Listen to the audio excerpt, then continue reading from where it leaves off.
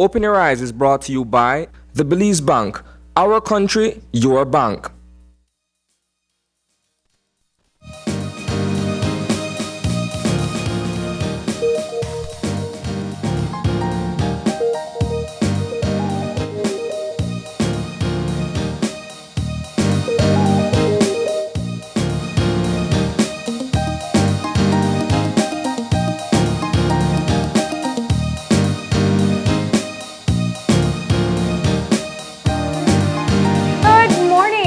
Welcome to Open Your Eyes. Start your morning right. I'm Marlene Cuellar. And I'm Isana Cayetano. Good morning. Thank you for joining us on this Monday morning. It's the 10th of January. That's right. Just like that, we're 10 days in. Yeah. There's quite a lot that we anticipated at the top of the new year. We're only a few days into 2022, but things are unfolding quite interestingly. Yeah. To say the least. I guess interesting is the right word. It's just, there's all the plans you could have made for the start of 2022, but definitely, I think with the latest wave, we are still in that uncertain time. We've been in limbo for quite a while, actually. That's one of my, we're going to be talking about Omicron today, getting the latest, but that's one of my main questions. We know that waves have a particular amount of time when we see COVID surges. And so this would be another wave. I wonder how long it's going to be because the spike is happening rather fast. I don't know if we're at the peak yet, but yeah, we'll get into that a bit later. But of course, there's some news to report from the weekend as well. So we'll take care of our housekeeping so we can find out more. And the first thing we're going to do is get some motivation to start our day. That means it's time for Eye Opener. And our Eye Opener, taken from dailyom.com, goes like this. Looking at only one side of our life can make us blind to the many other ways of looking at our situation. Whenever we examine our lives, we examine them from a particular side or angle. Most of us tend to favor one side over the others. For example, we may tend to look at things from an emotional perspective rather than a financial perspective. Or we may prefer to think in terms of details rather than the big picture, or vice versa. To a certain degree, this is not a problem, and these tendencies add color to our individual personalities. However, they can also make us one-sided, blind to the many other ways of looking at our situation. Even if we have decided that we are most happy when we focus on one particular side of things, it is always worth exploring the other sides. When we do, we become well-rounded and more understanding of other viewpoints and even more solid in our own. Most of us instinctively come at things from a particular angle, and in many cases, this is the right way for us. Still, understanding the other angles only strengthens us. When we look at our lives from all sides, we shed light on the big picture, giving ourselves access to many points of view and highlighting more clearly the one we have chosen to take. This is a rather interesting one in the sense that what it speaks to is so real in our everyday lives, right? To me, the eye opener speaks to perspective and universality. Perspective in the sense that when you're in a situation, you're only seeing it from one point of view more often than not. Universality speaks to the idea of being able to not only make an attempt to see it from another point of view, but to be able to listen to suggestions from other people who may not necessarily be seeing the same issue through the same lens you are. And that gives it a broader view. But here is a challenging part, Marlene. When we look at many situations that we're faced with, we're either emotionally embroiled, that we can't see that perhaps it's a matter of a financial nature or a physical nature or whatever other aspect the situation is presenting to us. We're only seeing it from the point of view of how it affects our feelings, right? And so you would need someone to say, no, but it can be remedied by doing this because this is how I am seeing it. And it allows you to get another take on what it is that is plaguing you, if that's the word that I want to use, right? But at the same time, too, your mind and your soul instinctively tells you, this is how I'm seeing it. Yes. Right? And so it takes a very unique skill set to be able to step back and say, okay, you know what? I've looked at it from the financial aspect. I've looked at it from the point of view of family, for instance. Now, let me look at it as to how it affects me directly, right? It gives you a more rounded take on what it is, right? But that is often a challenge. We go into something with a sense of narrow-mindedness or myopia that is only how we feel or how we see it, that's all that matters. Absolutely. You know, I think one of the most important things, you know, when we look at it, it's natural. We have our own values, morals, the way we're brought up, or personal experiences that kind of guides our decision making. Yeah. We have different priorities in terms of how we view things. For example, look within a household. There's usually one that looks primarily at finances and the other one that looks maybe at quality of life. Yeah. And usually there's a clash there, right? Yeah. So I think that very often you have different motives that are driving you, and then that tends to guide how your perspective, your first perspective is. But I think that perspective-taking skills, which means telling yourself, this is how I see it, how do others see it, is something that you can work on. And I think being able to step back at times, pressing pause, telling yourself momentarily, I want to see it another way, and stepping back and seeing that big picture. Like when you're working on a puzzle and you get stuck, and you step back and you're like, oh, that's where it fits. Yeah. It helps so much within that moment. And what I love about the eye-opener, though, is that a lot of times people have fears in being able to see things another way because they feel their way is right. Maybe they've done the research. Maybe they know more about the situation.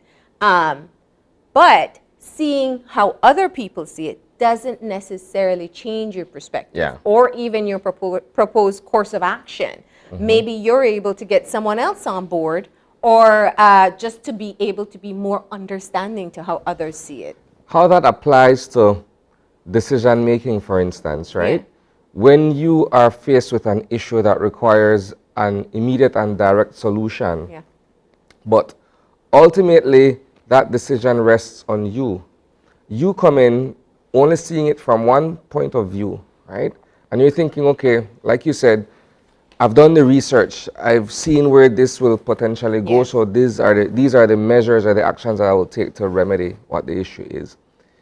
But then you find that if you bring in other people to look at the situation along with you, and you have a collective point of view, it's a better, more rounded and informed decision you'll be making, as opposed to seeing it only through your eyes, one lens. Yeah. And you know, we have to work on it, but you know, I can't help but thinking about especially the work that we do. Very often, we are human beings, and I tell people that all the time, and there's always the argument that you can never remove bias, but you can remove it from your work. And sometimes you have unconscious biases that you aren't aware of, and we always have to check ourselves for it. But what I find interesting, and I've said time and time again, especially with interviews when we go with both sides, it gives people different perspectives, not necessarily that they'll agree with both sides, but they'll be able to formulate that decision on how they feel based on being able to see the different perspectives. And we see that time and time again. And changing your mind because you've broadened your vision of something isn't something bad. It means that you are now better informed to have a new perspective. There we go. So, yeah, love that eye-opener. Great way to start your week. So especially if you're stuck with decision-making or getting people on board, the family's not, you know, reacting the way you want them to with decisions, then this is one way to think, what's their take on this? How are they feeling about it? Yep. All right? Good stuff. So that is the eye-opener for this morning. And, of course, our weather is up next. We're going to be finding out what we can expect. I know this weekend, I thought it was going to be a bit rainier. It wasn't so much. This weekend was perfect, if you ask me. Were you doing laundry? Because that would be we're perfect for laundry. We're doing construction. So, Oh, yeah, definitely. so I'm not complaining about the weather. The little rain here and there, at least over the night before, it kind of rained before, like in the early hours of the morning, which was okay. Kind of cooled down the place. No complaints on my end. Yeah, of course. So, Good morning. Conditions will become more moist over our area tonight and tomorrow. The 24-hour forecast is for sunny skies with cloudy spells today and cloudy skies at times tonight. A few showers and isolated thunderstorms will affect mainly southern and inland areas today, then mostly the coast tonight. Winds over the open sea will be from the northeast at 5 to 15 knots, and seas will be light chop. High temperatures today will be around 84 degrees Fahrenheit along the coast, 88 inland, but only 74 degrees up in the mountains. The outlook for Tuesday and Tuesday night is for cloudy skies with a few showers and some light rain, especially over the coast. There is a low tide at 10:14 this morning, a high 4:22 this evening, another low 11:46 tonight, and another high at 5:45 tomorrow morning. Sunrise this morning is at 6:25, sunset this evening 5:35. The moon will rise at 12:21 this afternoon and set at 11 minutes after 1 tonight. With that, we end this report from the Belize Weather Bureau. there you have it. That was our weather update with forecaster Derek Rodun. And Isani, you were saying you were happy for no rain, and today's your last day to enjoy that. Well, project is almost done, thankfully. Okay, so your perspective is it's okay for you. My perspective is optimism. All right, but that's fine. We can handle some showers. Yeah. It's been a bit dry, so that's what we have in store for today and for the next few days. And with the housekeeping out of the way, let's talk about the big stories coming out from the weekend and in the week ahead. We're going to shift gears to Eye on the News.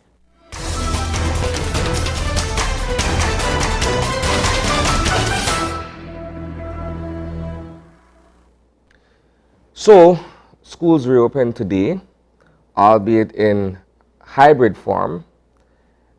You would recall, Marlene, at the end of last year, December 2021, the Ministry of Education announced that there would be a push for not only the resumption of face-to-face instructions in some cases on January 10th, which is today, but there are also going to be some schools who or that will commence with hybrid and then eventually go back to school in person.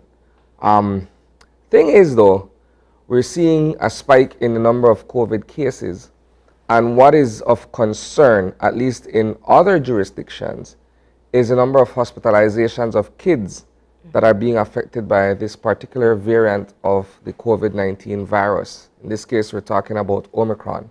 Now, we are yet to confirm, as a matter of perhaps a genome sequencing result that says definitively it is here.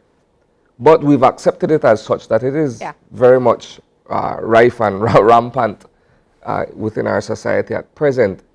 And so when you look at that and the fact that some schools, some students are going to be returning to school, the classes in person. I was on my way this morning and I saw that for Nazarene High School, I saw at least 2 kids who are in their uniform. So I'm assuming that that is one of the high schools that has been given the green light to open. I think there's a process that they need to go to be able to get the approval to reopen. And what is equally interesting here, Marlene, is that we've seen this on several occasions before. And so for some who are skeptical, they'd look at it as sort of another false start. But the pandemic is such that we don't necessarily know what's coming.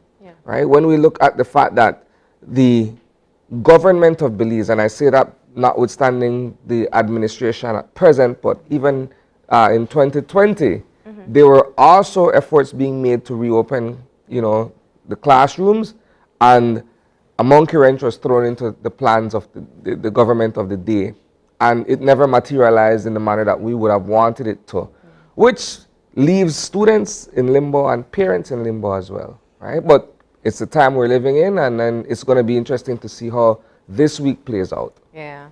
Now, I'm very interested to know what parents are planning to do this morning. I think there are two different groups to look at here. You have high school and tertiary level, and you have primary school. Of course, when it comes to high school age children, they are eligible. Most of them are eligible for the Pfizer vaccine.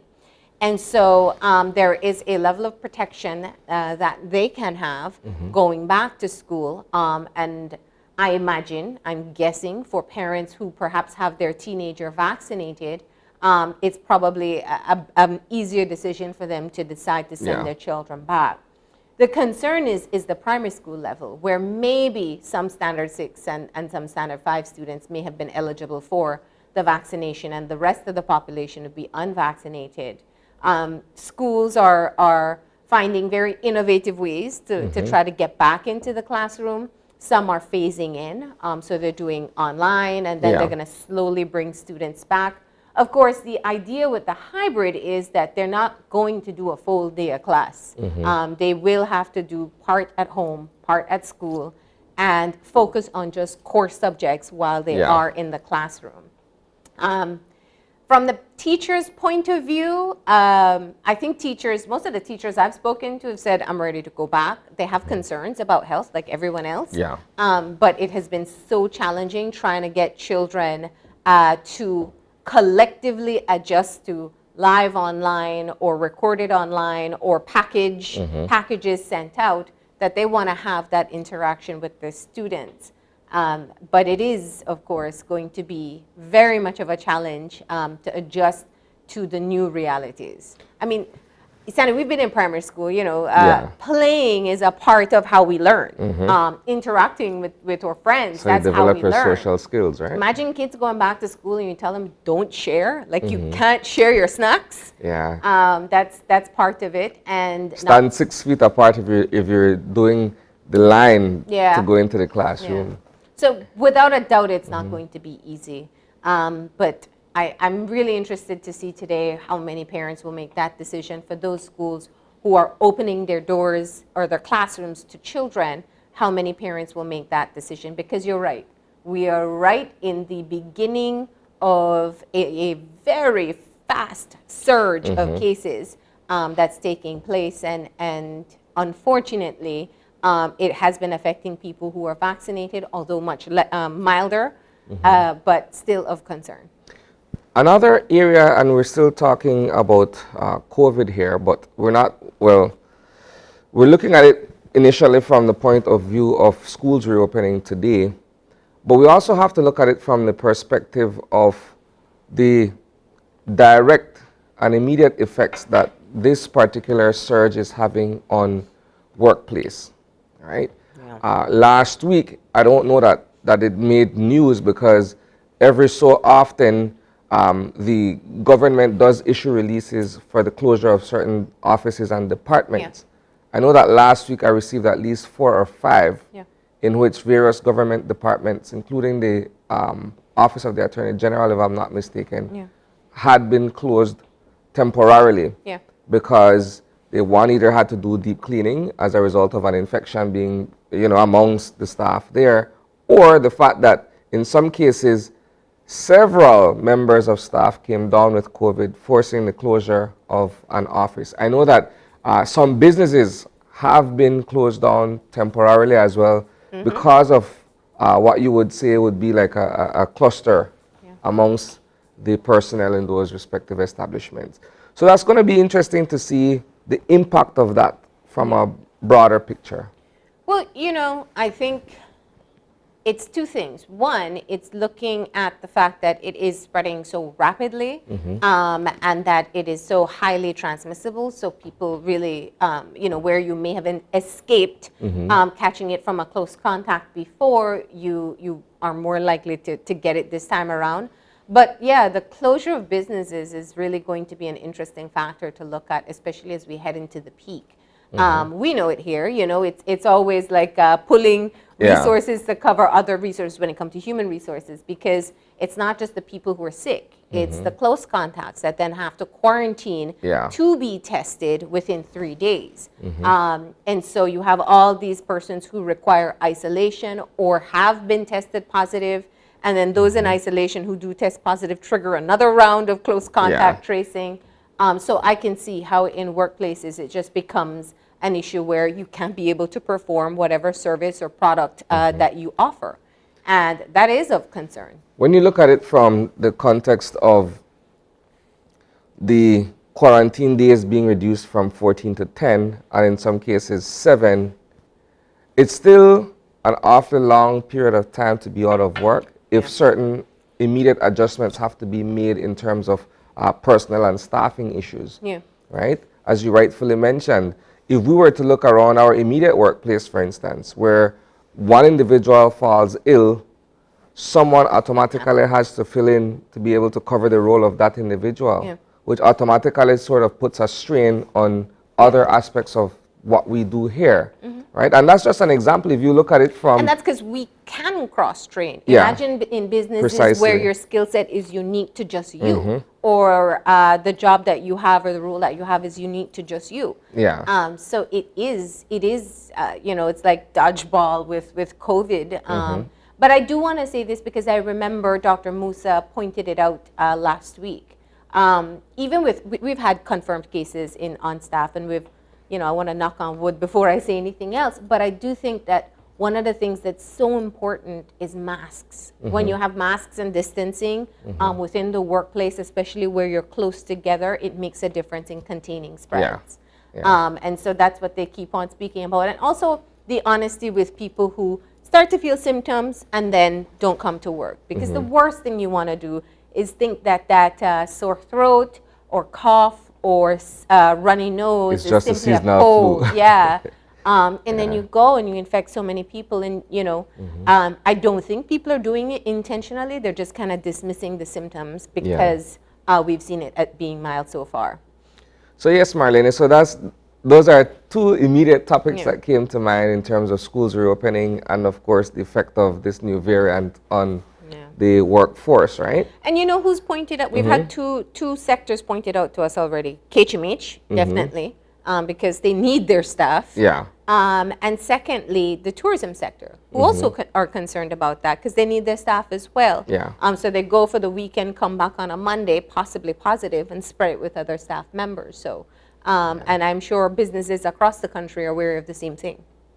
Well, it's an ongoing issue. It's nothing that we can escape from as quickly as we'd want to. We just have to find a way of, being able to live with it and make the necessary adjustments. Right. So that is that for the reopening of schools and the effect of this new variant on the workforce. There are other issues that we wanted to touch on. I know that there was a murder that was committed in Belize City last night, where one Daniel Lopez lost his life in the vicinity of Fabers Road Extension. What we've been made to understand, and this is yet to be confirmed by the Belize Police Department, is that Mr. Lopez had only just been recently released from police custody and was reportedly making his way back home into that particular neighborhood that I just mentioned when he was waylaid by someone who opened fire on him, fatally injuring him. Right? This is going to be interesting to see what happened there. I know there may have been an issue or an altercation that preceded this grave attack on Mr. Lopez. The police department should be able to provide us with those answers later this morning. There was also another fatal road traffic accident as well over the weekend, in which a sports utility vehicle and a commuter bus collided, and there was loss of life as well. It's an ongoing, I wouldn't even say petition, but it's an ongoing call for motorists to be able to exercise due care and attention when operating on the highways, even within city limits. Right? There are certain rules and measures and laws in place for motorists, pedestrians, cyclists, and everybody using thoroughfares. And at this point, we cannot say for certain what happened or who was at fault in terms of the driver of the SUV or the driver of the bus. What we do know that there was a fatal traffic accident, and here we are once again. All right. So that rounds out the Eye on the News this morning.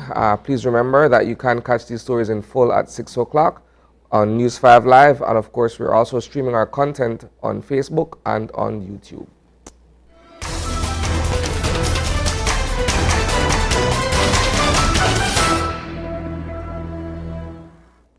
All right, and of course, with that, we're going to get moving into our show for today. And as we said, we are going to be providing you with the latest information on what scientists are saying about Omicron and the latest variant of COVID-19 and how it's affecting other countries and what we know so far. We're going to be joined by Dr. Fernando Cuellar, who's going to be telling us more about that, answering some of your questions as well that you may have about this particular variant. So that's going to be our main conversation for today.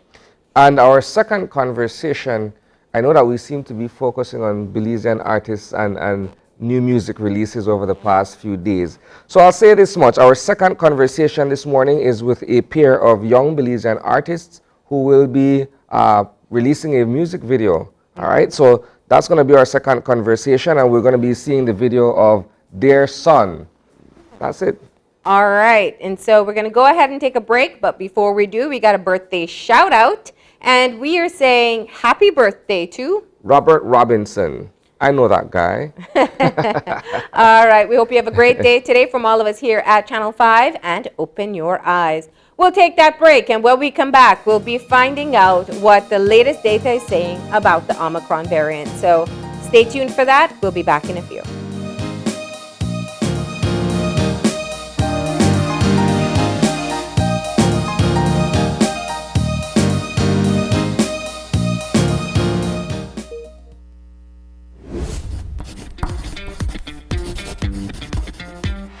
The ministry is collaborating with SpeedNet Communications to have a vaccination campaign for children ages 12 to 17 years. Children who get vaccinated will get a chance to win fabulous prizes, including backpacks with supplies, Nintendo Switch, tablets, book tuitions, and MiFi with 3 months data.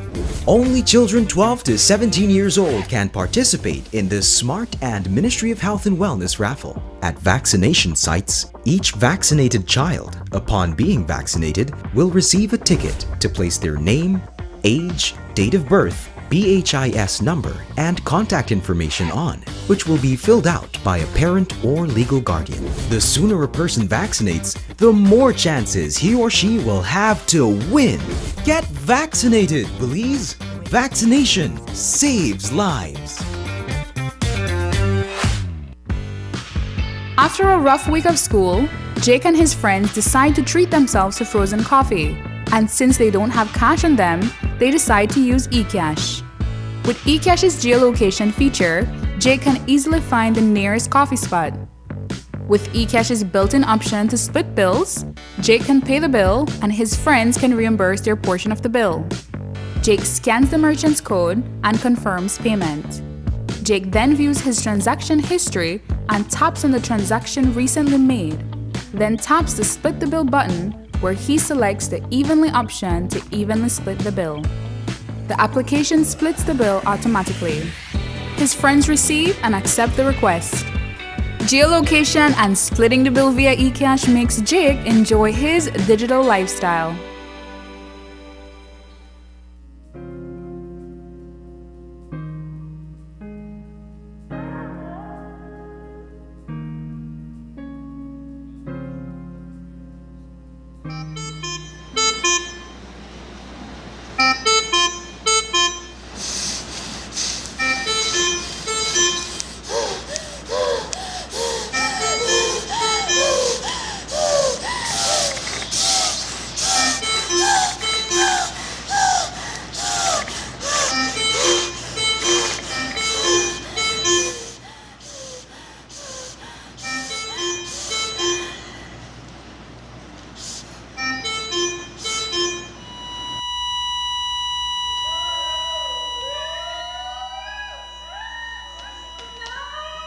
This can be you.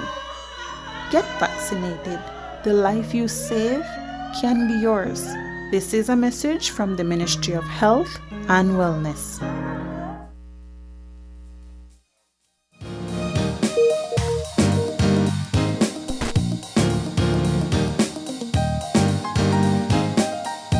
And welcome back. Our first conversation of the morning is with Dr. Fernando Cuellar, who's joining us virtually to discuss what we need to know at this point in time about the COVID situation in our country, and of course what we believe to be a rash of Omicron infections. That being said, good morning, Dr. Cuellar. Good morning, guys. Good morning, Belize. Good morning, everybody. How are you doing? I am young and good looking as usual. Nice. Let's jump into the matter at hand here, Doc. We seem to be in the throes of another wave of COVID-19 infections, and many of us believe that what is taking place is an outbreak of the Omicron variant.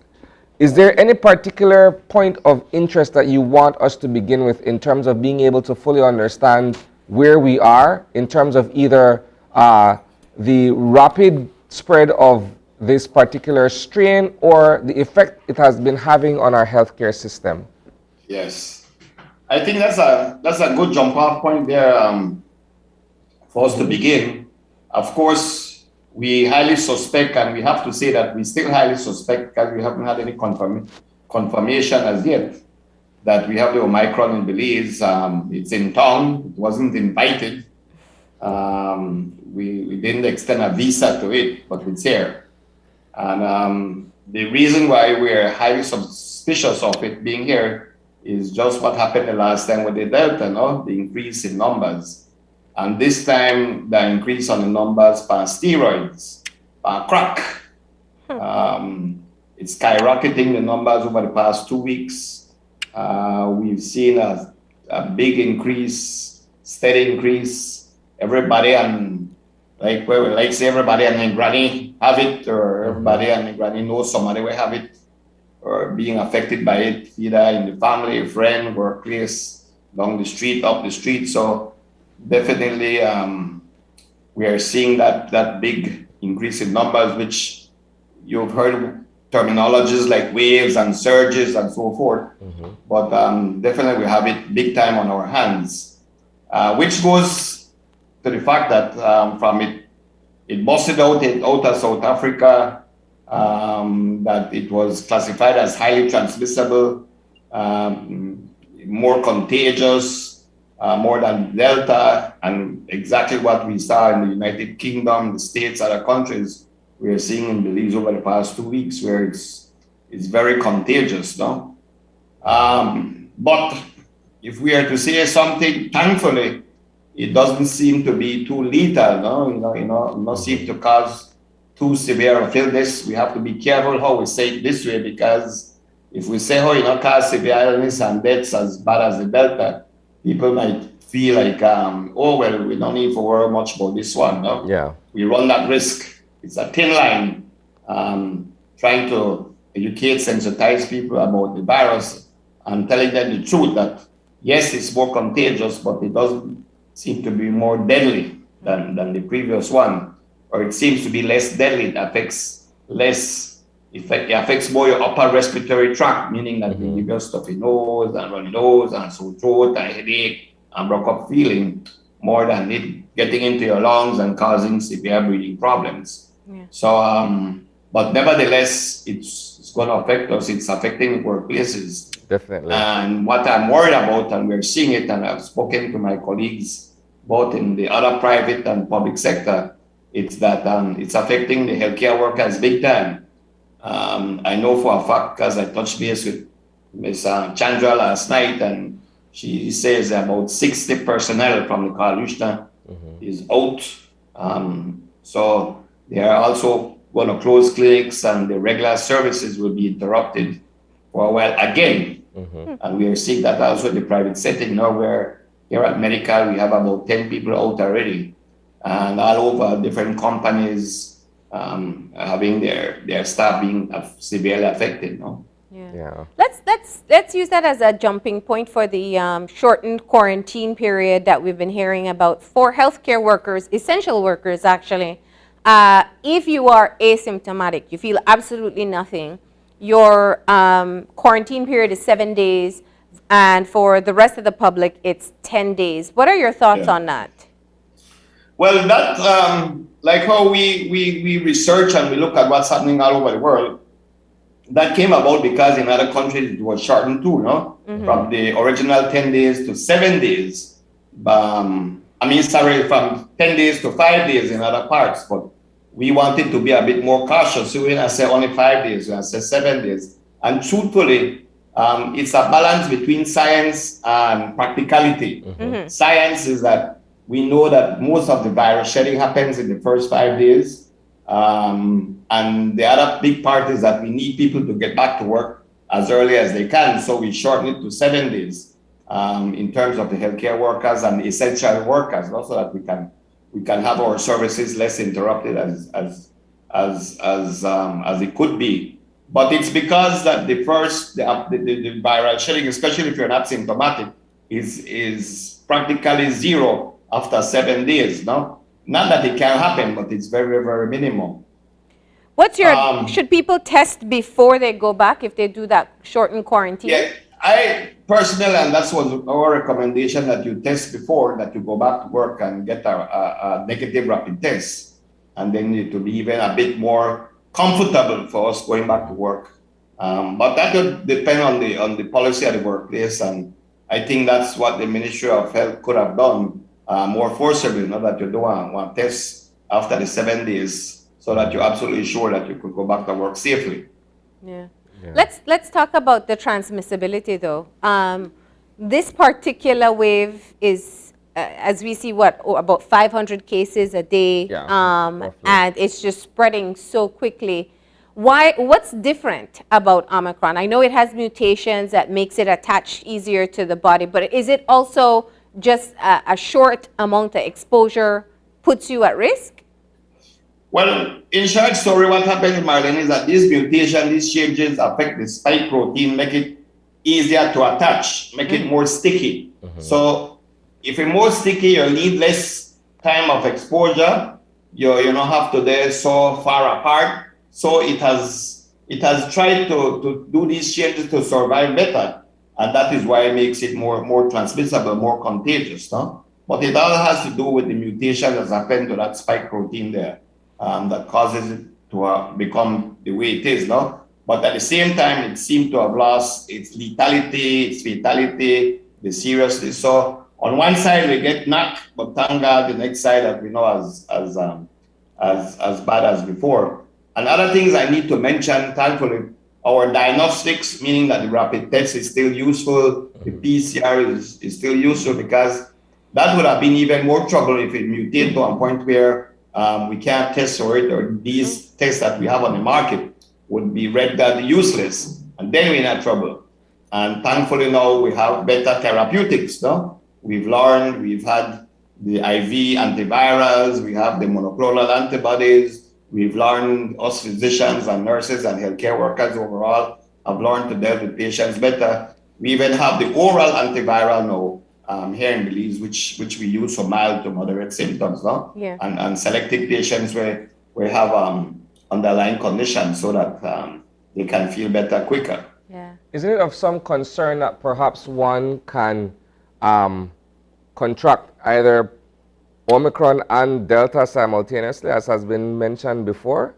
That has been mentioned before, but it's not. I haven't had any data supporting it happening in large numbers. What is also happening in Belize is that we had prepared ourselves for the genome sequencing, so that we know quickly if indeed we have the Omicron. But I'm being told that hopefully by the end of it, we are doing it locally, and each test takes about 2 weeks each. So hopefully by the end of this week, or maybe early next week, we'll have the confirmation of whether or not indeed we have the Omicron in Belize. Yes, but at the same time too, there still is Delta in the country. Oh yes. Yeah. These guys are not coaches to each other. They never say I didn't also you come out of the scenario altogether, no? Yeah. It's still here, and we still expect cases. We still expect severe cases. And overall, we should realize that we are living with this virus, no? Yeah. Which translates into a lot of other discussion, whether schools should be opening, whether our country should be opening. We have to live with the virus. Well, So we have to be I so wanna get careful. into that in just a few, but let's talk about something you mentioned earlier. You said you cautiously say that it's a mild version of the mildest version of COVID-19 that we've seen so far. But what about vulnerable groups? Are people still at risk for severe COVID from Omicron? Exactly. Yes, that is so true. And we see that. So you have to be careful. Well, like I said, you want to be careful for divulge the correct information, but you also have to stress that in patients who are elderly, who have diabetes, hypertension, obesity, autoimmune condition, renal failure, the same list, heart disease, they still run the risk of ending up hospitalized and dying from Omicron. No? So it's not definitely something that's unheard of. It's happening. Yeah. And just by the sheer numbers that we're having, we expect for say more people hospitalized. And so it's double whammy. We have more hospitalizations and we have with staff getting less. So we have a mismatch big time over the next week or two. We're already experiencing that. As you've mentioned, I know that last week the KHMH issued a release as well, indicating that there were several on their staff that were down with COVID. Now, if you look at the KHMH situation, and that's the National Referral Facility, then you could only imagine what the other smaller facilities are going through in terms of their frontline workers being affected. Yeah. I tried to get that information last night to be prepared for this discussion, but I couldn't get the real numbers of what's happening in the regions. The persons that I spoke to from the Ministry of Health did suggest that they think that they are also the same pattern is happening all over the country. Yeah. But in hard numbers, I can't see at this particular point. And it's definitely necessary for me to mention the preventative measures that will always work and work good, which is the face mask wearing properly, the hand washing and the physical distances.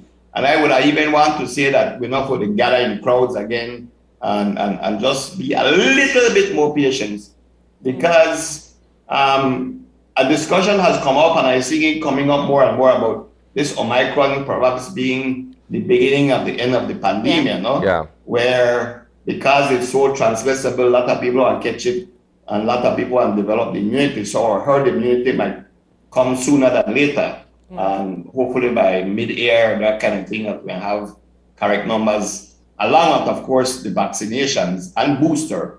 It's important for me to say that we can't talk about being fully vaccinated without saying that we need to have had our booster already. No? But Dr. Cuellar, Go ahead. Dr. Cuellar, so while yes, the conversation at this point is that this may very well be the beginning of the end of the COVID-19 pandemic, every so often we're hearing of ongoing mutations where new variants are being detected. For instance, we had IHU sometime last week. We don't know what the extent of that will be, but then we're, as recent as yesterday, we're hearing of a Delta Cron now where there's perhaps a combination of the two particular strains. Yeah, I mean, viruses are continuously mutating, but of course, I think we sometimes not put in variants of concern. No? There's always variants, but the variants of concern that like the Omicron and these things that are causing the bigger numbers. Yeah. But the trick, and this is what people need to understand, the trick for that happening less or not happening at all is more people to develop immunity, because the virus will only mutate where there's a virgin field, and we have populations that don't have no immunity, and they have space to dance and play and change again. But if we could get countries and places all over the world better immunized through either natural illness or through vaccinations, then the chances of the mutation will be less and less. So we all have to play our parts in terms of trying that hopefully in the end of this year, we don't hear about one super one come out. Yeah. Because we don't develop that immunity, which would make the virus less a less favorable place to make the virus mutate. Yeah, that combination of highly transmissible with Omicron and Delta, that's concerning. But so far, that's only been one report so far. We don't know how far it is. Right. Let's go back though to some of the things you said. I read that when it comes to Omicron, you must be very selective about which mask you're using. And in fact, the most common mask we use here in Belize and in other places, the cloth mask, may not be effective. Do you want to dive into that? Yeah, that's true. That's true. That has actually, I think that has been true from the very beginning with the Alpha and the Delta, no? Mm-hmm. When comparing cloth mask to the surgical mask or the N95, we've always seen N95 masks and stuff at the line. Of course, the expense has been the problem there. We can't tell everybody go buy $3, $4, $5 mask where you have to use 2 or 3 a day. Yeah. For maintenance. So one class still better than no mask. Or double it up. I would have hoped by now we could have, the authorities could have made at least the surgical mask more available at a very, very almost free cost, so that more people could have it instead of the cloth masks. Yeah. Mm-hmm. And then the other protection, the vaccination. Belize is just short of 50% of the population vaccinated, but even getting from 48 to 49 took very long. I think Ministry of Health reports now that it's just a trickle of people coming in to get vaccinated. Yeah. Let's talk about how vaccination, while you can still get Omicron, it still helps with how severe it may be. Exactly. I remember vaccination now, we talk about the 2 shots plus the booster, okay? Yeah. As we've seen over the past 2 years, your antibodies tend for less than after about 6 months. You need to juice up again, no? You need the boostering. Mm-hmm. And indeed, that will protect you. Even if you catch your Omicron, it will even make your symptoms less and make it less likely for being hospitalized. And that's another good thing that's happening, that the Omicron has not mutated in a way that he could overcome the immunity that you've achieved through vaccination and boostering. No? So that's a good thing, that it is definitely shown that it's still sensitive to the antibodies, to the lead soldiers that were made to fight the virus. No? So that's a good thing. Let's double back now to... but before you go on, and again, this whole thing about going from 48 to 51 to 53, I am one of them who will put my mouth out there and say, I think it's time for mandating vaccination, no? Mm-hmm. No, controversy again? No. If we wait for go from 51 to 52 to 53%, take with 10 years. And for the life of me, I can't understand why people realize that it's a matter of unselfishness to get vaccinated. Well, the thing is, it has always been a controversial issue, because the last time when the government tried to make an effort to get public officers, for instance, vaccinated by a certain time, it created its own set of blowback and what have you. And I think by and large, the push has somewhat kind of waned or dwindled. You're not, well, speaking for myself here, I'm not seeing that much being put forward in terms of trying to get the other 51% vaccinated. Maybe I'm wrong on that, Doc. I think you're correct, but it's because of the blowback, no? It's because of the fact that people resisted, rebelled. Mm-hmm. And I think that just rebellion, you can't tell me where to go, because these are my body, these are my temple, and we don't want. But it's for the greater good, it's for the public health good. And nobody is saying how the vaccines, they have their side effects, but we haven't seen any deaths directly linked to the vaccinations. We have seen some blood clots and that kind of thing, but treatable, thankfully. And we are truthful, no? We are truthful. We tell people you get the side effects from this, but compared to getting the COVID and the Delta and so forth, it's worth the risk. It's worth the risk, not only for you, but your fellow countrymen and women, no? But you see, isn't that, I mean, I'm sure for people who have been against getting vaccines, they now see a variant that comes that you still get with the vaccination. How would you respond to somebody like that who said, well, see, I didn't get it and you got it and you can still get the same disease? Well, it's just analyzing the risk, Marlene. I mean, the risk is less getting the sickness, and when you do get it, you have less risk of getting it severely and less risk of death. The numbers are there, not only in Belize, all over the world. So it's not we're not saying absolutes. Yeah. Okay, we're not saying absolutes, and that's the thing I need to drive home. But I don't say because I got vaccine. I see it's saying they talk right there, and then he say when we get the COVID, yes.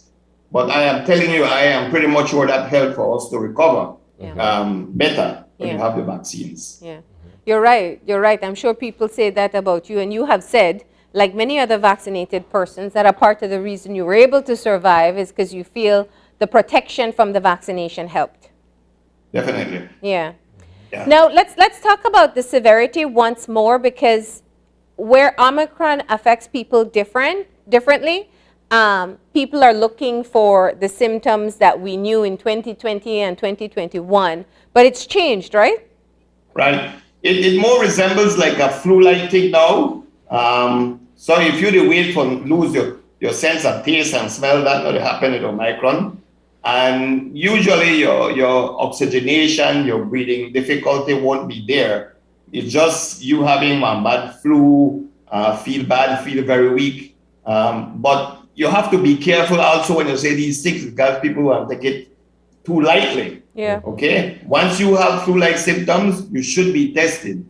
Okay. That's the only way you know the difference between the flu virus or the common cold virus and the Omicron or the COVID virus. No. Should we assume that flus and colds are COVID at this time? I mean, are we seeing flu cases? We are seeing flu cases, we are seeing common cold, but we can only be definitive about that after testing. Yeah.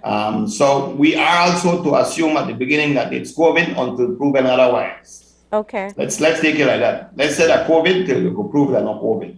One of the challenges too is testing too early. We all feel Yeah. it. We find out we get exposed, or maybe I just feel something in my throat and I go today and it's nothing. I'm negative. And 3 days from now, I feel worse. Let's talk about that incubation time.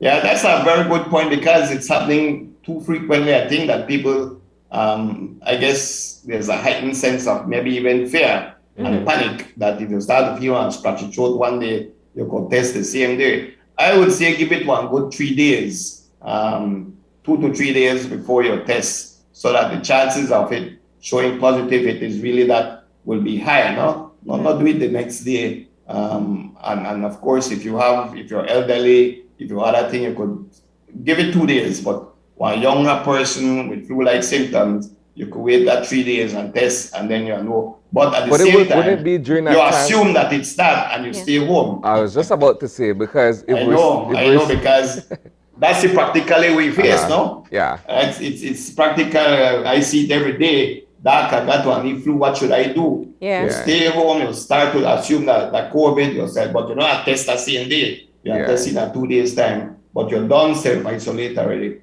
And hopefully, and I'm seeing it thankfully, that the employers, the companies are working along with the employees so that they can stay home and do some work from home until they get tested and cleared, or not. And you know, I mean, even if it's a flu, you shouldn't want to go to work to spread that anyway. Exactly. Yeah. The other thing we need to mention is children, no? That's what I want to get into, yeah. That's what I segue into the schools. Yeah. Well, let me ask you, Doc, it's the first day back to school. Are you sending your children back? Yes.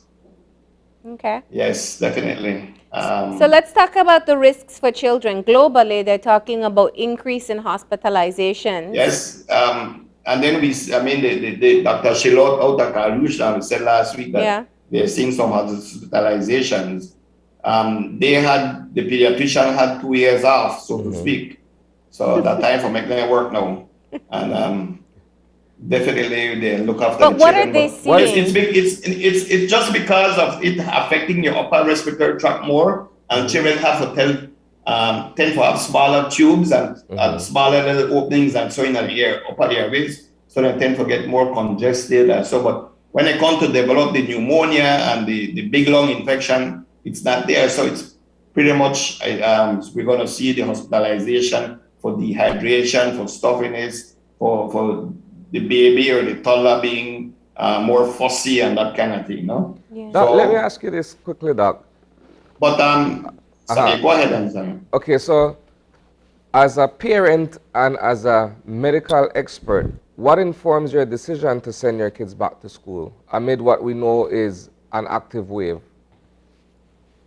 Yeah, well, like I said, the children, and especially now, you could argue that you should be more fearful right now, but we have to work through this, guys. We have to. My biggest counter argument to this is that 2 years now, 2 years in picking out of school, I am fearful that the medium and long-term repercussion, okay, is going to be much greater for themselves individually, for the families, for the country, okay?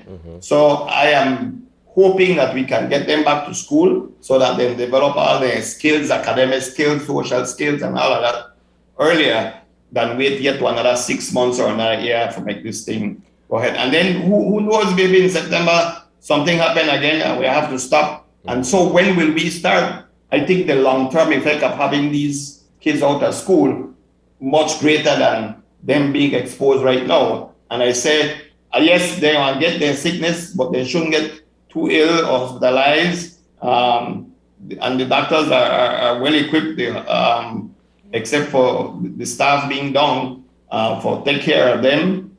And like I said, they can transmit the virus too. So let's push through, guys. Let's push through. It's risk. Let's take the risk. Well, let me ask you this, because maybe if we understand more about how it affects children, that would alleviate some of the fears. Because we talk about increase in hospitalizations, but we don't know how severe. Is it come into the hospital, get some IV, and bounce back and go back go back home? Is it severe hospitalization? Yes, we're not having kids being intubated and ventilated because of the COVID. They're on oxygen, like what we saw in adults, for example. Yeah. But they will become symptomatic. They will have fevers and become fussy and stop eat and go and cough. So the hospitalization for make sure they get the IV fluids, the IV even maybe antibiotics, because there's always added infections sometimes on top of it. Yeah. And take care of them, watch them, observations, control the fever, make sure that they're getting a decongestion, that kind of thing. So, but we're not seeing an increased respiratory failures that require intubation and ventilation for children. Yeah. So, so that helps. And we should have, and I believe me, I know that somebody will look at me and say, well, maybe I'm one of the privileged ones that I believe because I'm a doctor and he got money, that's why he could talk and he got access. But the authorities should, and I know like the Ministry of Education with the public schools are doing their best. The teachers are heroes all the time. They do the best to take care of their children. And let's continue, no? Yeah. So that's, I mean, we're talking about the fact that children are also unvaccinated. I know Dr. Bear said last week they're looking at the latest advice to see about vaccinating those under 12. Do you think that would be a good move for us? Definitely. Yeah. Definitely, and I saw the numbers. She sent me the numbers for the above the 12 to the 17, and that about 20,000. I'm sure we could do better than that. Yeah. And we hopefully could get the vaccines in for the younger kids and convince the parents them to give their children, because that will be another thing. No, we have it in country. Our problem hasn't been availability of vaccines. It's been the convincing and the working along with people for get their vaccines. Yeah. Which is interesting because in other countries we're talking about the issue of equity. In Belize, there's the issue of availability. Well, availability, is not necessarily the issue, but it's a matter of being able to convince people why it is important for them to be vaccinated. Yeah. I have always said that we hopefully would have done a study by now. They have attempted to figure out why people are Belize. It's a worldwide thing, and I think we Belize copy everything, even that we know all the vaccines and so forth. But I somehow still bank by our uniqueness or love in Belize that we could convince each other that it's for the greater good of the country to get vaccinated. All right, let's go back to kids for a second, because I know parents are watching and still saying, how dare you say take the risk. Let's talk about vulnerable children. I know last week a parent was asking about if their child has asthma, if they're anemic. Let's talk about vulnerabilities, the children that you would advise perhaps should not be interacting at school. Well, the ones the one with the asthma are big time, top of the list, don't you? So you have to give it one second, one third thought about those type of children, those ones who have the underlying already respiratory conditions known to you, no? Anemia, so not really play one bigger role in that, but the ones with asthma, because then one way are vulnerable for develop one crisis and that kind of thing. So those are the ones who perhaps could wait out one little while more before they send back this week, no? Okay. But other than that, I say that must be 10% of the population or children, or give it 15, but 80% of the picnic they not have they're otherwise healthy. So working along with that 80%, just on the top of my head would be a good thing, because, like I said, it's been 2 years. Yeah. It's been too long that children are out of school. And believe me, we're heading at 10 years, 15 years, when we don't have children, when we have children that have developed less academically and socially and less skills and that kind of thing, and we could trace it back to, remember, 2 years, the formative years, then, when their brains they're sponge now, they soak up all of the thing, and it never happened. Well, so it's time, and not like you are doing it recklessly. Everybody do their part. The schools are doing their part. It's not a reckless move, okay? And sometimes we underestimate kids. Kids are the one way where I tell you put on your mask more than the adults. That is so true. But let me ask you, if children are returning to a home, we underestimate our children.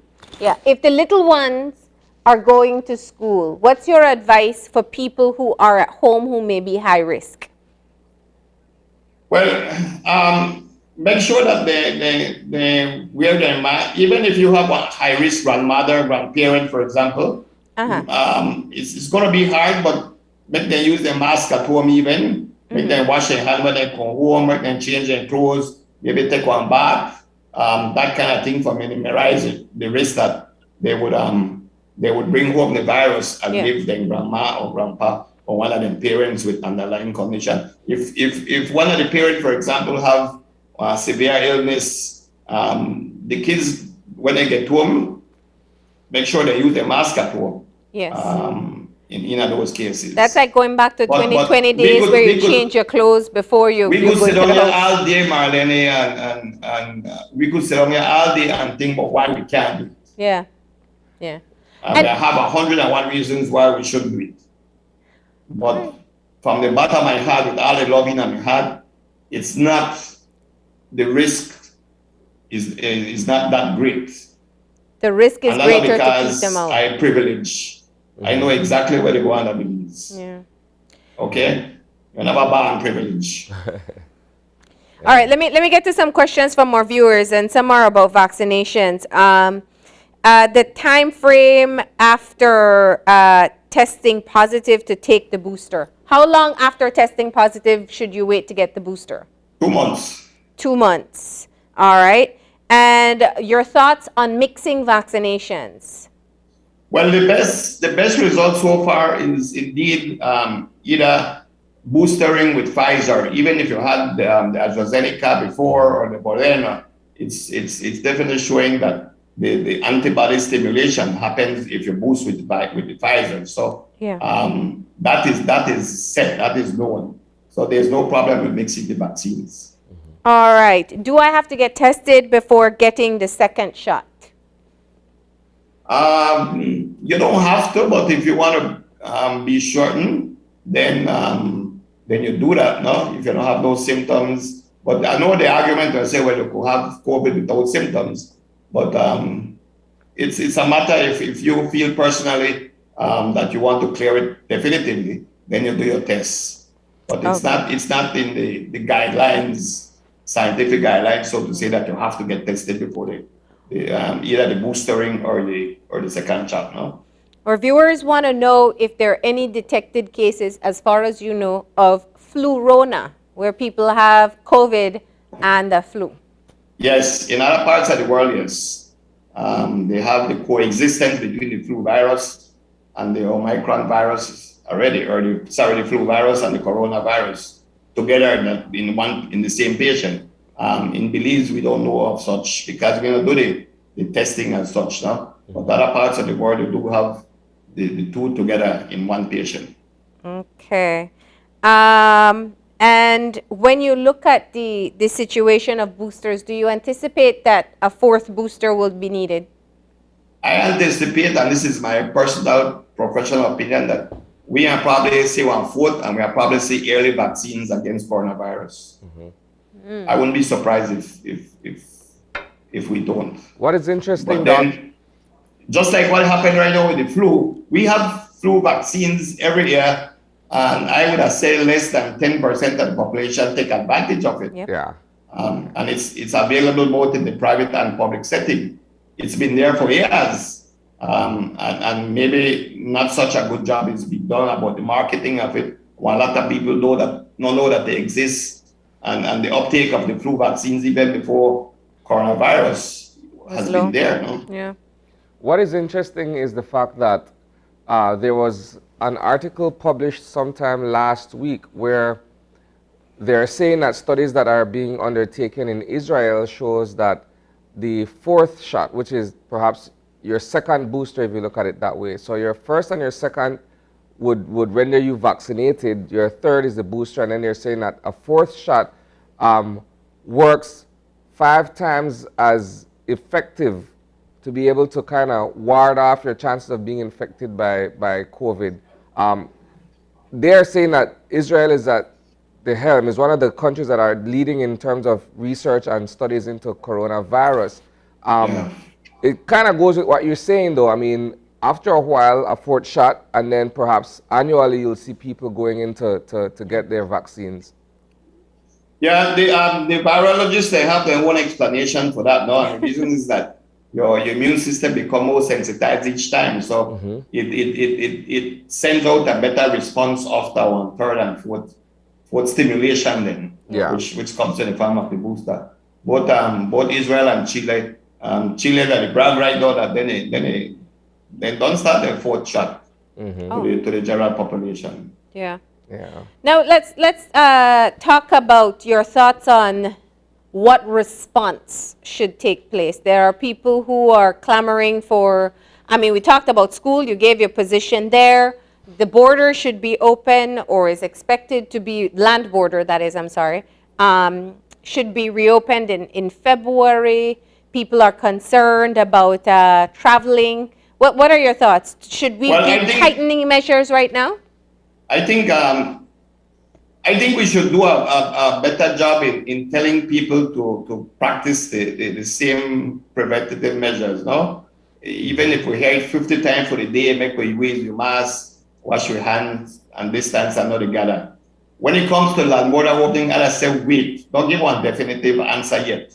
Make we not bite off more than we could chew then. Make we see how the school opening go, how the numbers look, maybe in a month or 2 times, and not wait for, I think they don't say the 1st of February, make them put it on pause or need longer, okay? And please no, politicians and authorities don't come after me and say, make I stick in on my lane because they will do that. What advantages we have when the land border open, for example, with Chetobal? The Mexicans benefit more than we. Okay? Yeah. And cargo and so on, they get stopped Yeah. for industries, so to speak. Okay? So I can't see anything overwhelming that would force us to hurry and open the borders. Make we go the next step. Make we see what the school opening look like first. Okay? Make we chew on that, digest that, properly, get that wrapped up, tap up. Make we give it the wrong tweak where we need for tweak. Then we go to our next step. Okay? Well, as a matter of fact, Quintana Roo goes into yellow phase starting today, where they're going to have stricter curfews and restriction on size and movement. I can't say for the life of me. And we hear the authorities, they break out the economy, they come back better than expected. Yeah. So they're not like within a dire trouble, so to speak, that we have to forcibly open the land borders and give one definitive date by the end of January. We're entirely ourselves because then we're got what the hotel name that Chetamal? Los Cuocos? Yeah, it had all its flags up and welcome back. Advertise again and then they get chingar. Yeah. All right, so that's your thought on border reopening. Do you think that we need stricter curfews or just keep on pushing the protocols? No, we don't need no more curfews. I think we're good where we're right now. We need for just tell the people for just be careful. Workplaces, stay home if you have flu-like symptoms before you go to work. Not penalize your employees as sometimes I see happening, and just use the common sense and not depend on the authorities for make this thing make we get out of this thing. And I take the opportunity to call out the Ministry of Health, make them get the act together because they got good spin doctors. They will say, well, everything good. But we don't got no DHS, we don't got no CEO, blah, blah, blah, blah. We did like what? So that time for make the authorities, the government, fix that Ministry of Health and make we feel like we got people in the state. And they are coming and they are going to say, well, you go interview anybody from the ministry, especially the minister here, and say, well, everything fine and done, they decide. But how the hell is everything fine and done when they don't want CEO and DHS? And we need to give it some urgency. Do you believe, let me piggyback on that scenario you're bringing up there. Do you believe that perhaps the ministry then is sort of running on autopilot for the past few weeks? More than 2 weeks, my boy. More than 2 weeks. And we have to tag, and us in the medical field have to say these things and not make it sound like we're always the cause trouble, man. Okay? But what I see, for example, in my field, we have doctors who are more sensitive to this government, and some that are sensitive to the previous government. So there's a divide. There's no collective push, and the BMDA always need a little bit more pushing for highlight things, and it's our duty to want to protect the community at large. So we call out the people and for fix the situation. So we're at least got the feeling, the sense that we're not there on autopilot. We got one pilot and one co-pilot and navigator. A strategist. Yeah. It's interesting you'll raise that because at the end of the day, people feel a sense of confidence in leadership. And if there seems to be these vacancies, so to speak, that are yet to be filled in terms of the people who are going to steward or shepherd us forward, then we feel as if though we're chickens without a head. Of course. But now that time now they're not just rested by the Minister of Health. I think that the whole government should huddle down and say, make we fix this thing, because the biggest thing what happened is right now that the pandemic and the virus. Okay?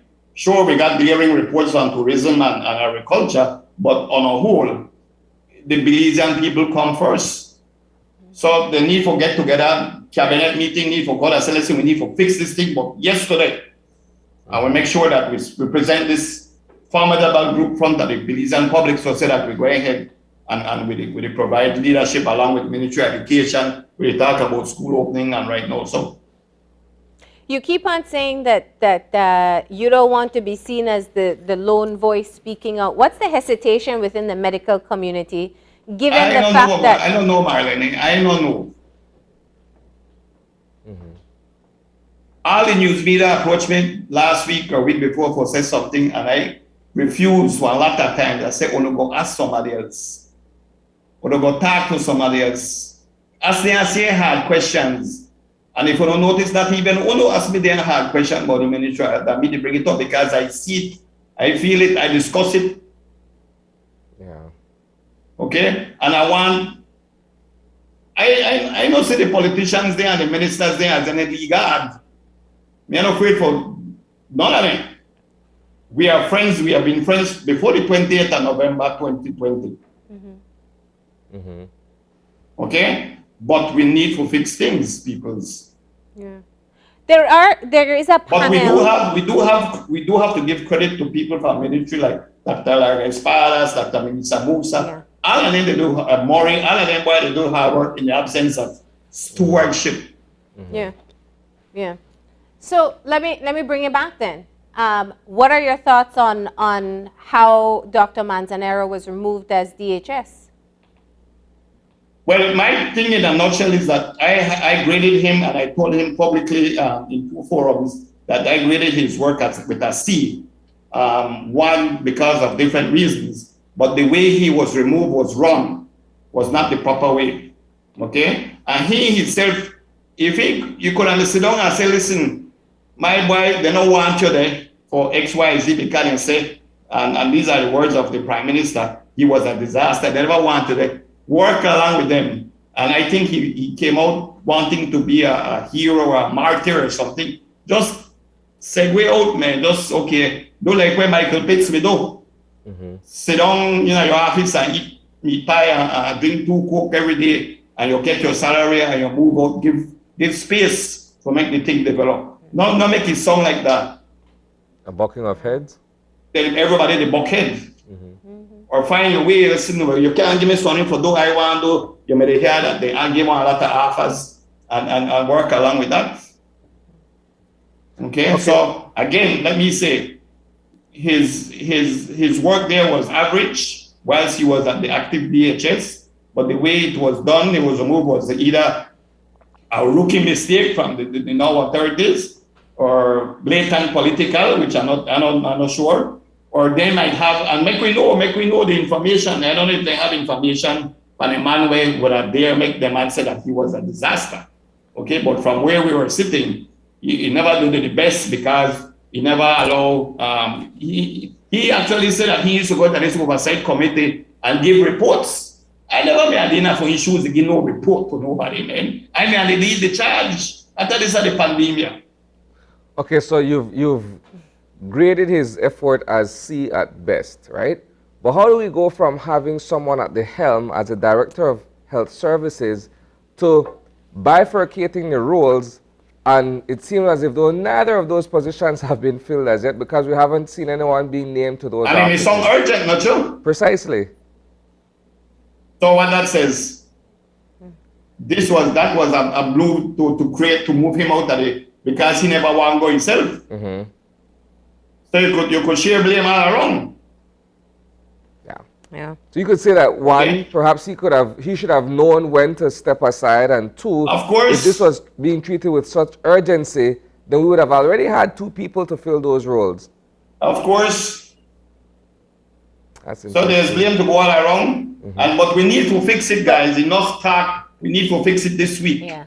And that's what I wanted to get at. And again, thanks to the good people working hard on the ground, the people that were vaccinate, the technical people, then they carry the load. Yeah. Okay? Then they row the boat. Yeah. Okay? Instead of put a nice big diesel engine in this boat. Yeah. No, I think you're absolutely right. I think there's a phenomenal staff within the Ministry of Health that's been there for years that have been pushing and working hard. But one of the things you pointed out, I think it hasn't been said enough, that the focus has been on the personality issues rather than the existing void. And we are in the biggest health crisis of all our lifetimes, and we don't have these positions filled.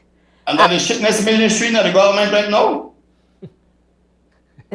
What? That is shitness ministry in the government right now? All right. Now you're really getting riled up. But I hear you. Yes, I hear you. Because it's not fair to the Belizean people. Yeah. Okay? Yeah, and that's part of what I wanted to get at, because this all feeds back to access to care, access to tests, access to vaccines.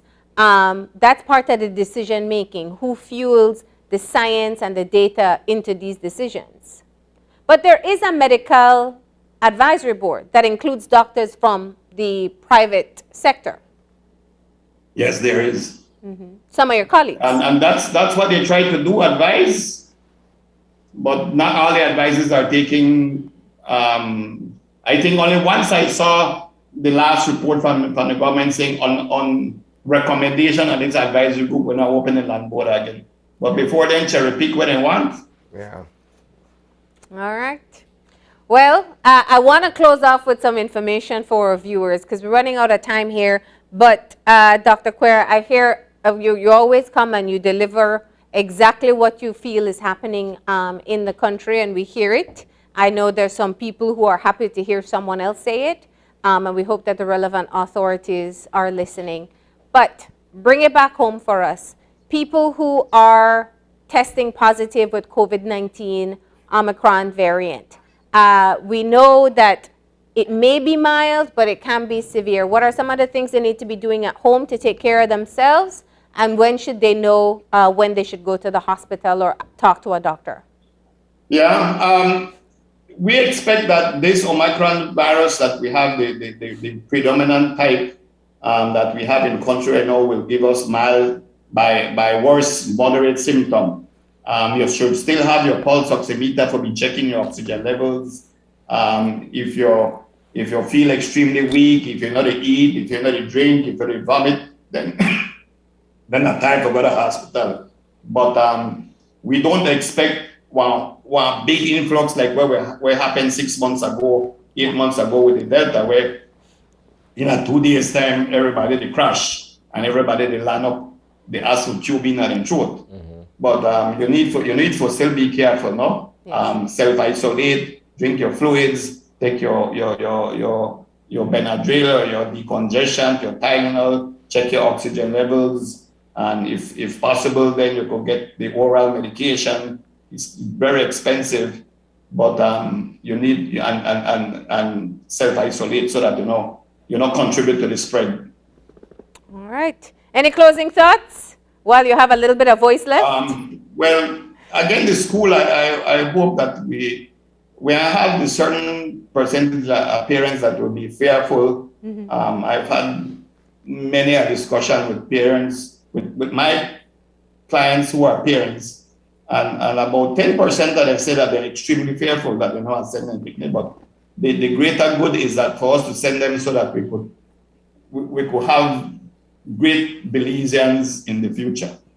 Okay, when you balance into it's a risk, I think, worth running at this point when it comes to reopening our schools.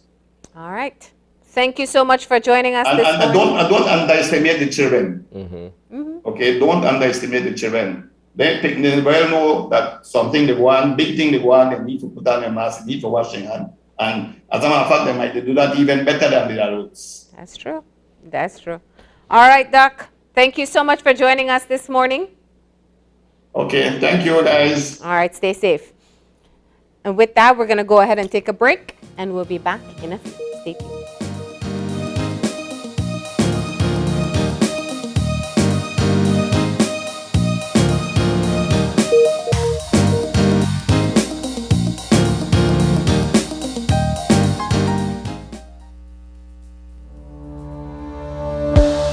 Working off-site doesn't mean you have to be off your game. Studies have shown that simply adding a keyboard and mouse to your laptop increases productivity by 26%.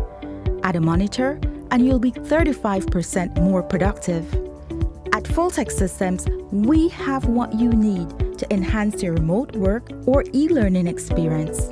With devices such as headsets, video conferencing monitors, webcams, keyboards, mice, docking stations, all with the brands you trust. Keep connected with collaboration tools like Microsoft 365 Suite and Kaspersky and perform efficiently no matter where you are. Full Tech Systems, your technology center, where you'll come for the price, but stay for the service.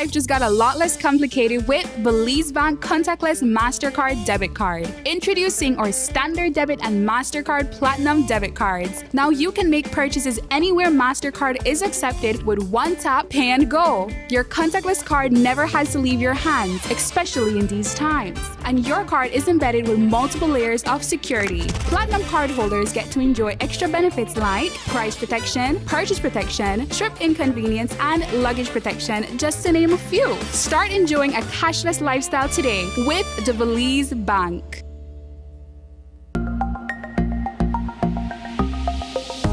Buying a car should be a great experience, and St. John's Credit Union wants to make it even better. But we offer more than just great low rates. We make the application process easy and make sure our members get the best service possible. At St. John's Credit Union, we offer excellent products backed by exceptional service. So the next time you are buying a new or used vehicle, take advantage of St. John's Credit Union's Drive Forward Auto Loan product. We'll put the buying power in your hands. Come and drive forward with our auto loans with rates as low as 9% and low or no down payments. Drive forward with St. John's Credit Union. Some restrictions apply. Following the COVID-19 vaccination, some people may experience side effects such as soreness at the injection site, chills, nausea, body aches, or a fever. But these symptoms go away after a few days. These side effects are a result of your immune system responding to the vaccine and are not a sign that you are sick with COVID-19. The COVID-19 vaccines will not give you COVID. When you receive your vaccine, the health worker will advise you what to take if you are experiencing any of these side effects. Remember, these mild side effects cannot compare to you not being able to share memorable moments with your family and friends if you fall gravely ill from COVID. Vaccines bring us closer.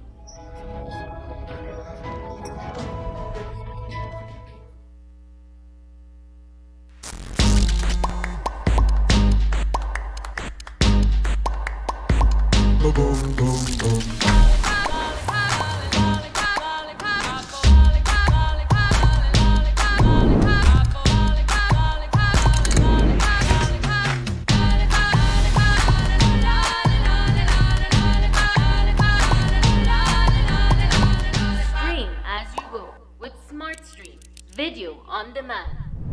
Coming soon.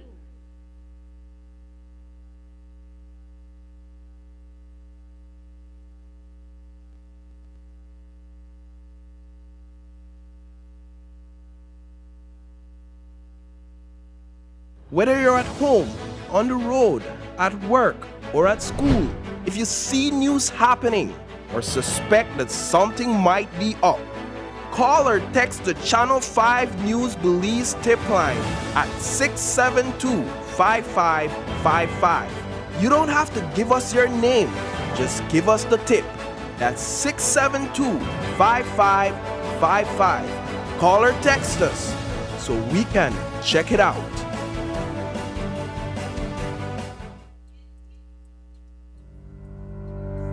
With reduce your risk of viral illness like the flu or the coronavirus. Wash your hands frequently with soap and water or with an alcohol-based hand sanitizer. Cover your nose and mouth when coughing or sneezing with a tissue. Throw away, then wash hands immediately. Avoid close contact with anyone who has the cold or flu-like symptoms. If you become ill, please visit your doctor or nearest health center and share your travel history.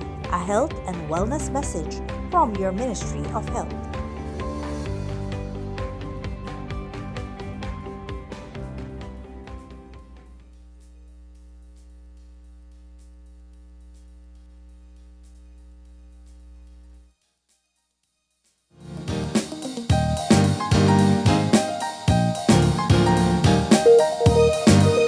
And welcome back to our second and final segment of the show this morning.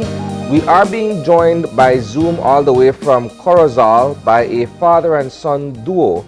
We have with us Alton Herrera, also known as Alti, that's his musical name, and he's joined by his son, Jahid Herrera, aka J. Javale.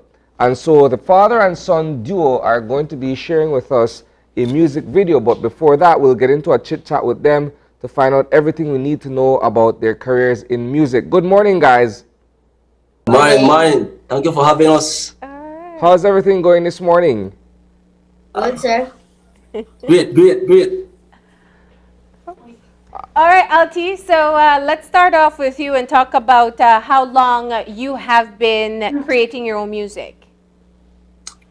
Well, I started off in 2009.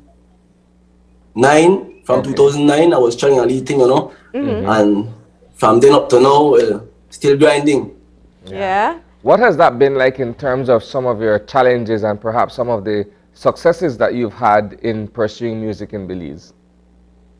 Well, the challenges, you know, we don't know, like rich people, right? So you know we have to find the means and ways to get certain things done, and sometimes we buck up on walls and obstacles, you know, and it make your left stop down at least spot and thing, and then you know, thing basically like that, you know, then that like my least setbacks and thing in my career.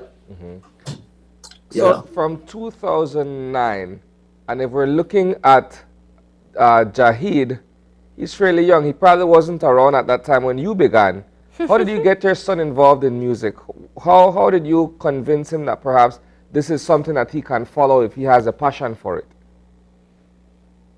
Well, to be honest, he was the one, you know, that he always beg and ask Dad, I want to record a song, but you know, the whole thing started that sometimes I record in my hall, right? Sometimes I go to the studio because I have some home equipment and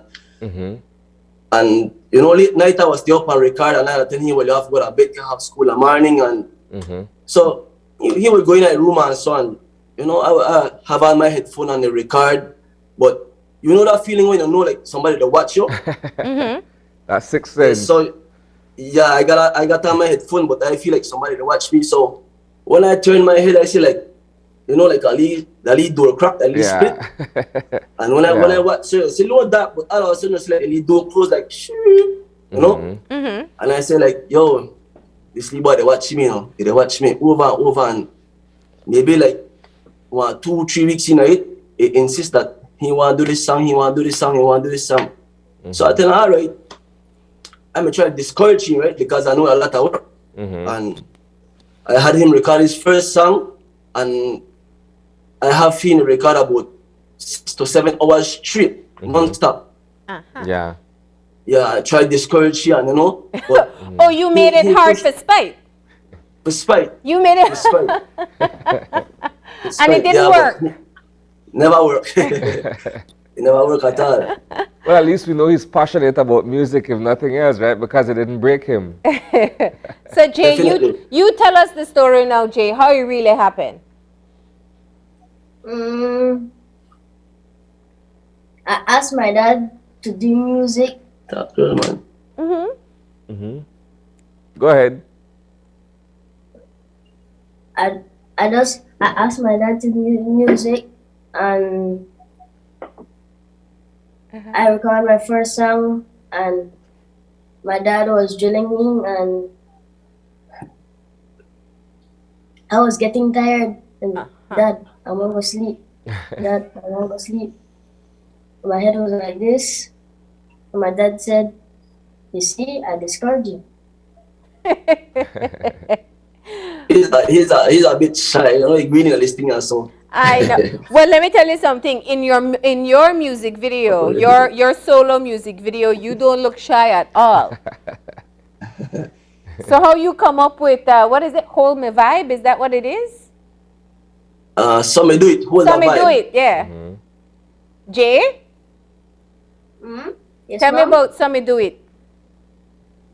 I just want to encourage the kids and the youth to show love and respect each other.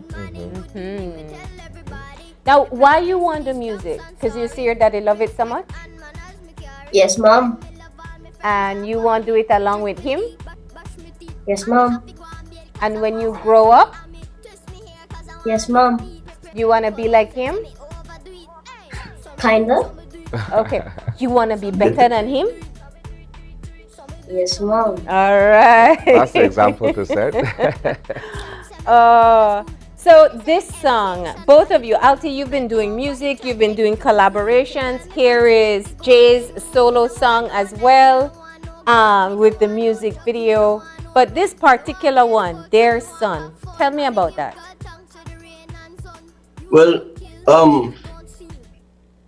my son, you know, after his first single, he said his wish is to make a song with me, right? Do a collaboration. So I said definitely I have to work on something with my son, and well, you know, he as a youth, I have to put out positive songs, right? Yeah. And I sit down and listen to a beat. Well, actually, I had my lead brother Darren Herrera make the beat, and I sit down and listen to it, and I say, all right, I need to find something solid to put on this beat, you know. And I sit down and think a little while, and then I say, I will put real life situations into this song and video, and that's basically how I come up with it. This real life situations, you know. So it sounds like if you come from a family of musically inclined people, because you're talking about your brother who's a producer, yourself as an artist, and now your son as an up-and-coming artist.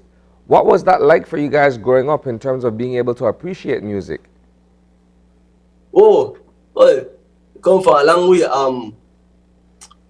I started off as a drummer, right? Way back from, I started to play drums in a band, in a family band.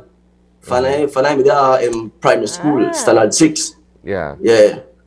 And from then, you know, we took off, and my sister is a artist. She used to be the bass player in the band. Okay. Yeah. My brother Ito Dan Herrera, he lives in Miami. He's also a producer. He used to be the keyboard player. Yeah. And then my little brother in Orinjoak, Darren Herrera, he's also a producer, and he plays keyboard and drums for the TLC band at this moment. Wow. Oh, so you Oh, and my dad, you of got course, music my dad, in your my dad. bones. Oh yes. Well, it all started with my dad. You know, he was the original musician in our family. Yeah. He's a drummer. So you come from a generation of talented people. Oh yes, definitely. So it's understood that Jay will probably follow in the same career. Now, I want to hear, Jay, you have a couple verses in the song as well. Did you write those? Did you write it together? Tell us a bit about the process. Alti? I write a part of it. You write a part of it? Which part of it you write? Yes, Mom. Tell me your lines. Well, me are the young king. Now, where the crowns are proud, me I tell a daddy. Pass the torch down to me. Now, me don't blaze up the light, so me can read. Oh, look at that. You know, a lot of artists afraid for sing first thing in the morning. I love that you brave and jump right in. Alti, this is such a powerful message that you've written. as a father to a son, especially given today's reality. What's been the reaction? I know you've had it posted for a while. What's been the reaction?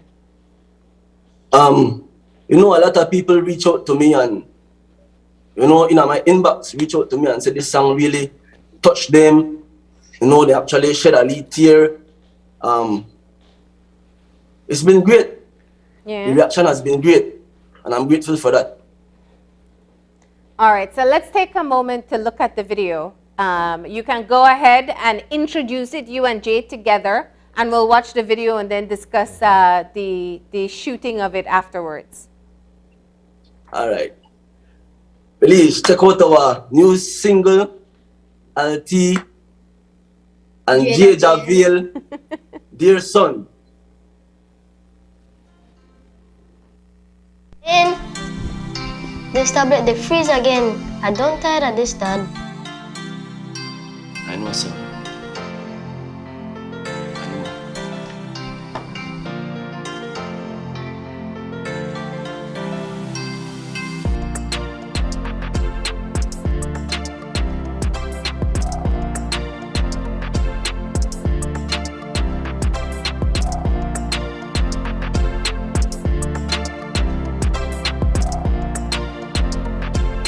Mr. Herrera, for the crime of theft, you have been found guilty. You are sentenced to 1 year in prison.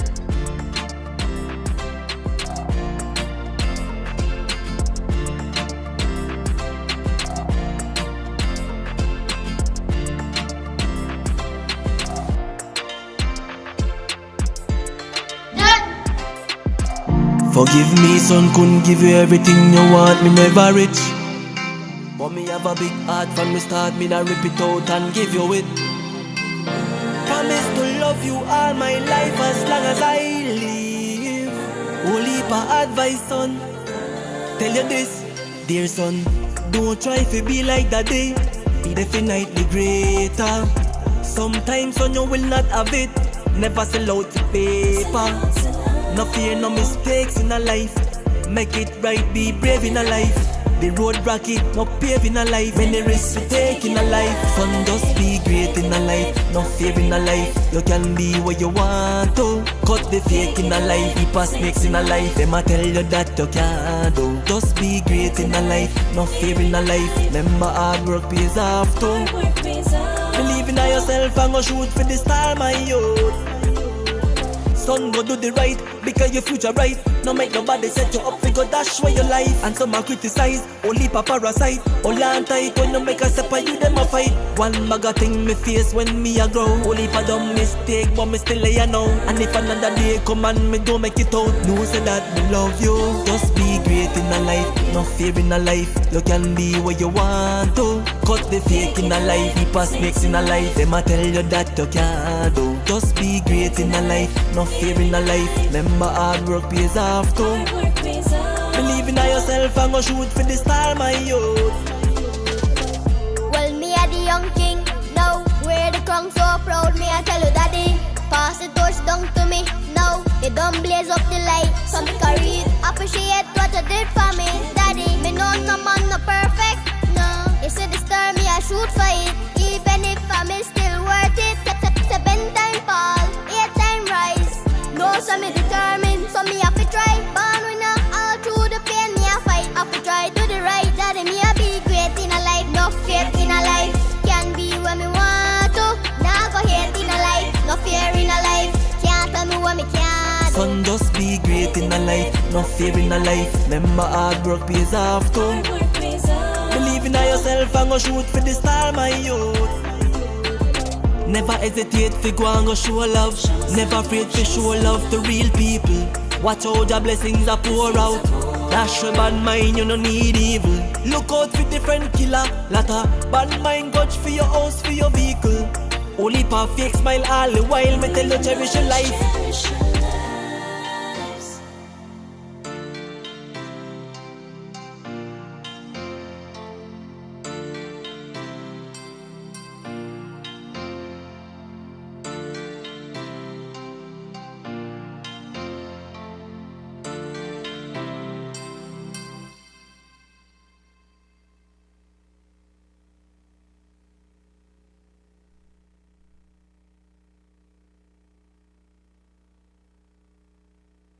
Quite a powerful message there, Marlene.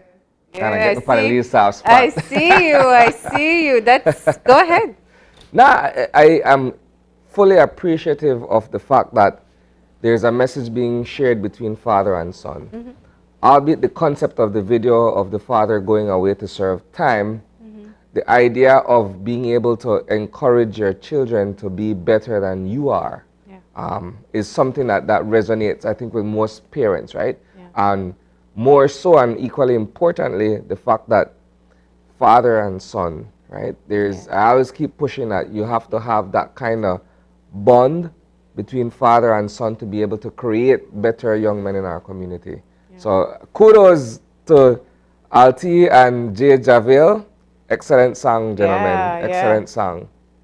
Thank you. I appreciate it. Thank Yes, you. man. I mean, it really does. It's a very heartwarming song and also very real. I think given today's circumstances where we see a lot of young men going behind bars, a lot of young fathers who are getting engaged in criminal activity, this is such a critical message to be able to put out there. And an example of a father and son working together. Yeah. We need more of these kinds of collaborations, not only in music, but in every other aspect or pursuit. Right? Yeah. Excellent. All right, Jay, what do you think of the song? You're happy with how it came out? Yes, Mom. Okay. I was waiting. You were waiting. All right. Well, all of Belize Anxiously. see it now. Did you show your friends at school? Yes, Mom. And what did they say? They were sad. Oh, they were sad when they see the video? Yes, Mom. Okay. Where do you guys go from here now? I mean, I know that you have individual musical pursuits in terms of being artists, but where do you go now as father and son, Alti?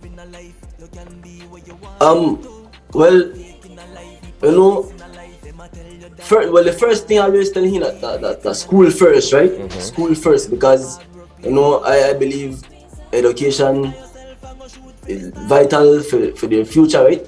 So I tell him school first, and then we can always do the music thing, but I want to get the education first, and then we can say we'll just move on from there, As for me, I have my job. I self-employed, I don't a technician, and I also produce music. So that's basically it for me. But as for him, I want he push himself further and reach further in our life, and because just reach further, Yeah. Well, I think it's such a positive message, one that I hope that keeps on spreading. I'd love to see more motivational father-son music coming out from you two in the meantime, because the country needs it. The country needs it, and it's a great reminder of how we can set examples even when we make mistakes. Any closing thoughts? Anything you want to say? Yeah. Well, I just want we just want to thank all the supporters.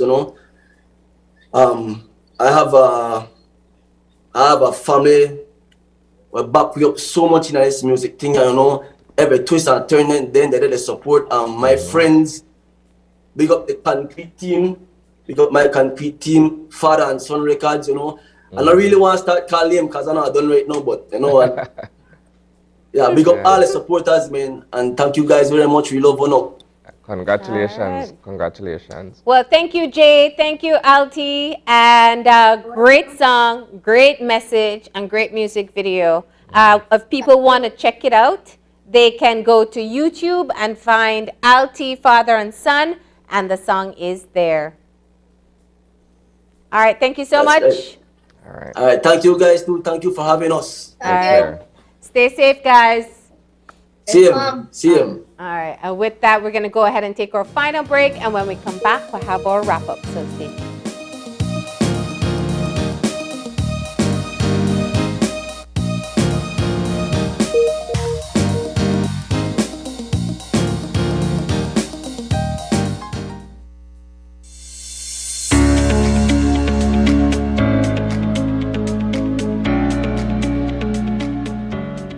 Child Development Foundation, or CDF as we are popularly known, has been partnering with Social Security Board since 2015. Social Security Board supports our child protection initiatives.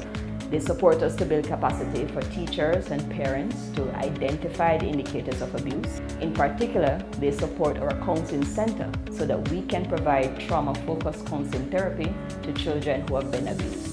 Social Security has also supported our prevention program, the Rise Girls program, to help us to equip young women who are in primary and secondary school to understand more about adolescent development and also to build good self-esteem and to build safe social networks.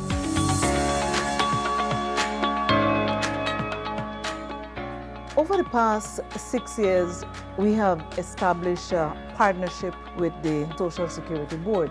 It has assisted us in addressing some of their social welfare needs and health care needs of our older persons, specifically in Belize City, San Ignacio, and Belmopan. We have had the opportunity to do home visits with our geriatrician and physiotherapists. We distribute meals to them. We also have that opportunity to interact with them, to observe them. There are needs that may be identified. If we can address those, we do so.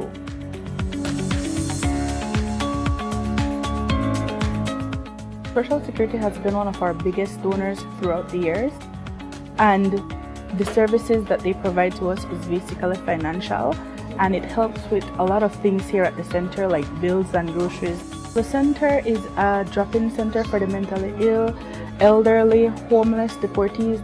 They come here, they take a shower, they get their breakfast, they get their lunch, and they also do recreational stuff here at the center. They can watch television, they listen to music, they play games, and they just, interact with each other, because here it's like a family.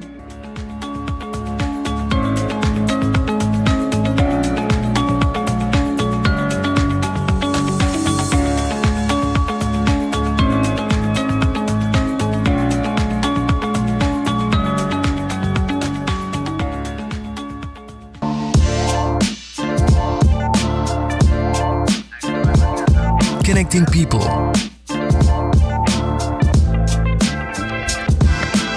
creating memories. Hey guys, so here we are at the Glaze Out Kitchen. I just prepared this amazing broccoli. Sharing a smile. Next Gen, the ultimate digital experience.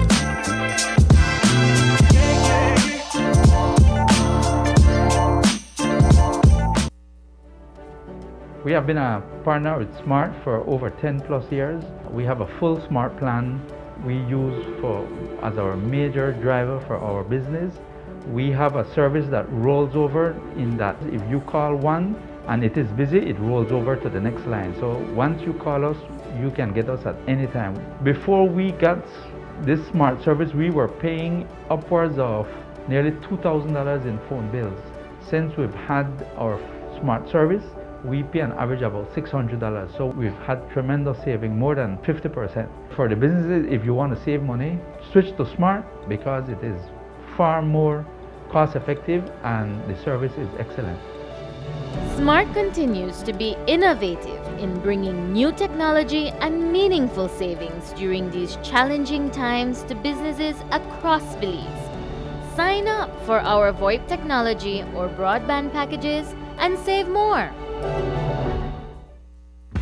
With Ecash, bill payment is extremely convenient, and all utility companies accept Ecash payments. What's even better? You get to split bills with your roommates, siblings, or whoever you desire. Simply open your Ecash app, go to Bill Pay, tap the respective utility company, enter the information, and pay the bill. Then tap the transaction made. Tap Split the bill. Select Evenly. Send the request to who you are splitting the bill with and get notified when they pay. Talk about making life easy and avoiding confusion. You can split the bill for restaurants, grocery stores, and for any Ecash payment you make. To find your next yummy meal, hair treatment, or chill spot, simply open the app and utilize the geolocation service to see nearby businesses that accept Ecash. Geolocation and bill payment make life a whole lot easier.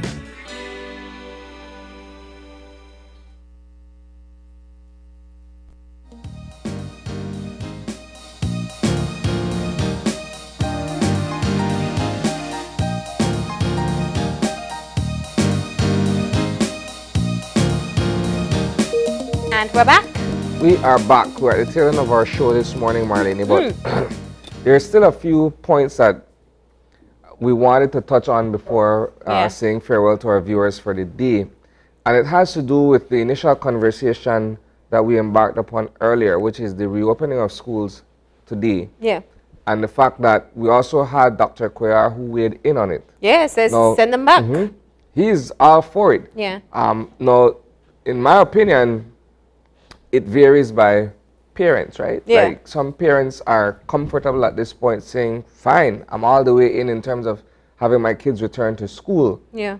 Others are still very much concerned, and rightfully so. There's a sense of uncertainty at this point. So you really don't want to take a certain chance if you're not fully prepared for what the outcome may be. And so that will be a live conversation going on this entire week. But you know, the thing is for me, I understand and I respect that parents are going to make this decision. This is their child and they're the sole duty bearer in terms of protecting their health. But my question is, what are the implications for the schools and teachers? In other words, if 60% of your class, not school, decides to not come back to school and you have 40% in class, then what does that mean for how much of a workload I'm going to have? Yeah. How much am I going to have to serve those who don't come versus those who do come? Because that's what's happening. If I have a half day of in-person classes and a half day where I have packaged work for them, those who choose not to come in person will only get half the material. Yeah. So I feel for me that there is a gray area that will come about because of this decision that parents are left to make. And I just hope that the demands don't get put on the teachers then to be able to kind of make everybody happy. The truth is, Isani, I don't think anybody will be 100% content with a solution on school. I think we have to find the safest and best for most. Yeah. Well, I like to draw on my personal situation when it comes to something like this, right? My daughter turns 12 on the 19th of January. Yeah. She's scheduled to take her first shot then. Yeah. That will give me more comfort as a parent to be okay with the idea of her returning to school whenever her school decides that they'll proceed with face-to-face, right? Hopefully by then she would have gotten her second shot as well. And so that gives me a better ease of mind, so to speak, to know that, okay, she's fully vaccinated in or around that time. And so I will take the chance then. Yeah. Until then, it remains a question in the back of my mind, right? Because we do have, and when you look at the family situation, right? I do have a young son who's a toddler, and my parents are ageable. So we have to look at that dynamic. The vulnerabilities. Yeah, so it's always a question, it's always a consideration. But I don't think it's an easy decision for any parent. I think all parents are trying to think through what's best for them.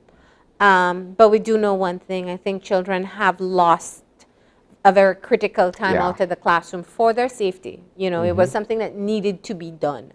But it has to be something that we work on now, because we can't keep waiting. I mean, there's a lot of things we're waiting for the pandemic to just be over with, but with all the uncertainty ahead, we got to just do, you know, what works in this moment. But we'll see. We'll be following up with the reopening of schools. Some schools are starting off online. Some are opening their doors to students.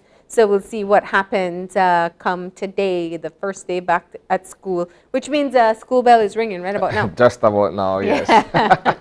All right, but we do want to say thanks to Dr. Koyar for weighing in. He never holds back in terms of giving his perspective on the situation of health in the country, pointing out one of the things that has been up for discussion and documented in the news time and time again, the lack of leadership in the Ministry of Health, And also the tough decision making that has to come there. Yeah. And from there, we go to Alti and Jay Javale. They premiered their video, their son, earlier. And it's such a touching video in terms of... I knew that one was going to get you, Isani. Yeah, man. I knew it. I knew it. You set me up perfectly for that one this morning. But it's a great...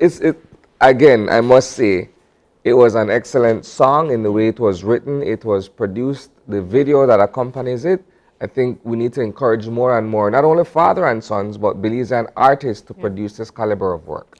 And can I just say, I think this is a song that can resonate any part of the world.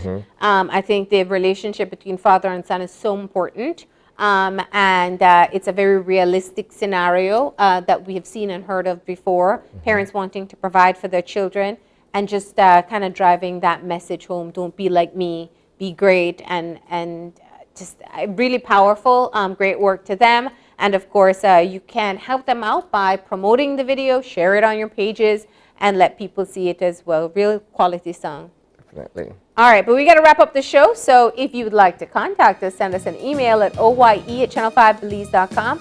Find us on Facebook at Open Your Eyes BZ and on Instagram at OYEBelize. Remember to tune in tomorrow morning at 6:30 when you open your eyes. To start your morning right. Until then, keep your eyes, your mind, and your hearts open. We'll see you soon. Enjoy your day, please.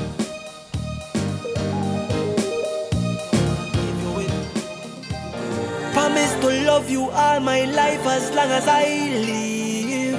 Only for advice, son. Tell you this, dear son. Don't try to be like that day. Be definitely greater. Sometimes son you will not have it. Never sell out the paper. No fear, no mistakes in a life. Make it right, be brave in a life. The road rocky, no pave in a life. Many risks to take in a life. Son, just be great in a life. No fear in a life. You can be what you want to. Cut the fake in a life. Be past snakes in a life. Them a tell you that you can't do. Just be great in a life. No fear in a life. Remember hard work pays off too. Believe in yourself and go shoot for the star, my youth. Son, go do the right, because your future bright. No make nobody set you up, figure dash where your life. And some are criticize, only pa parasite. All on tight, when you make a step you them a fight. One maga thing me face when me a grow. Only for dumb mistake, but me still lay know. And if another day come and me don't make it out, know say that me love you. Just be great in a life, no fear in a life. You can be what you want to. Cut the fake in a life, be past snakes in a life. Them a tell you that you can't do. Just be great in a life, no fear in a life. Remember hard work pays off too. Believe in yourself and go shoot for the star, my youth. Well, me a the young king, now wear the crown so proud. Me I tell you daddy, pass the torch down to me. Now you don't blaze up the light. Some carry it, appreciate what you did for me, daddy. Me know no man no perfect, no. You see the star, me I shoot for it. Even if I'm still worth it. 7 time fall, 8 time rise. No, so me determined, so me have to try. Born winner, all through the pain, me a fight. Have to try to the right, daddy me a be great in a life. No faith in a life, can be when me want to. Now go hate in a life, no fear in a life. Can't tell me what me can't do. Son, just be great.